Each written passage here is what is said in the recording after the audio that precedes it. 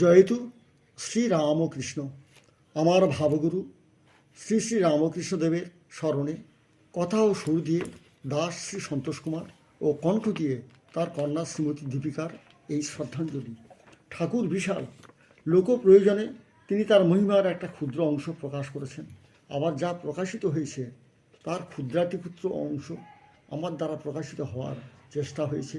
দিবাকর অস্তাচলে গেলে একটা মাটির প্রদীপ তার সাধ্যমতো ক্ষমতা দিয়ে রাতের যেটুকু আঁধার দূর করে, আমি আমার ক্ষুদ্র জ্ঞান ও সীমিত ক্ষমতা দিয়ে প্রভুর মহিমার কিছু অংশ ব্যক্ত করার চেষ্টা করেছি। আশা রাখি তিনি তার এই প্রথম সন্তানকে ক্ষমা করে তাঁর শ্রীচরণে ঠাঁই দেবেন। হে রাম কৃষ্ণ শ্রীরাম কৃষ্ণ, হে রাম কৃষ্ণ শ্রীরাম কৃষ্ণ, এদিন সন্তানে পাপি তাপি জানে দিয়ে ঠাই চরণে, পাপি তাপি জানে দিয়ে ঠাই চরণে, ধন্য করিলে ধরাধাম। হে রাম কৃষ্ণ শ্রীরাম কৃষ্ণ, হে রাম কৃষ্ণ শ্রীরাম কৃষ্ণ, এদিন সন্তানে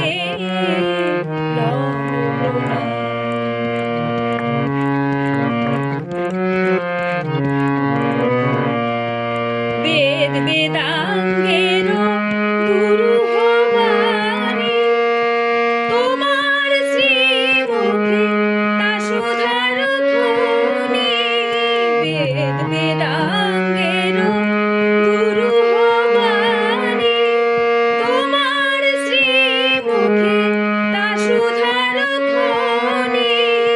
বললে রাম রহিম খ্রিস্ট কেহ নহে শ্রেষ্ঠ, রাম রহিম খ্রিস্ট কেহ নহে শ্রেষ্ঠ, এরা একই আল্লাহর ভিন্ন নাম।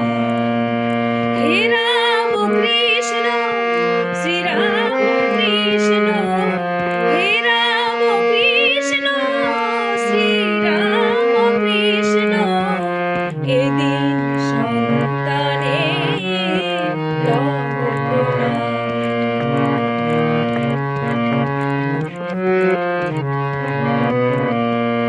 বললে মন্দির মসজিদে মিছে খুঁজো যারে, পাবে তাকে জীবে অন্তরে। সেই জীব রূপী শিবে সেবার সুযোগ মিলবে না তোমার বারে বারে। মন্দির মসজিদে মিছে খুঁজো যারে, পাবে তাকে জীবে অন্তরে। সেই জীব রূপী শিবে সেবার সুযোগ মিলবে না তোমার বারে বারে। বললে সময় হইলে আবার আসিবে, ধরার দুঃখ বিনাশ করিবে। সময় হইলে আবার আসিবে, ধরার দুঃখ বিনাশ করিবে। আজ তোমার লাগি কাঁদে কত দুঃখী, আজ তোমার লাগি কাঁদে কত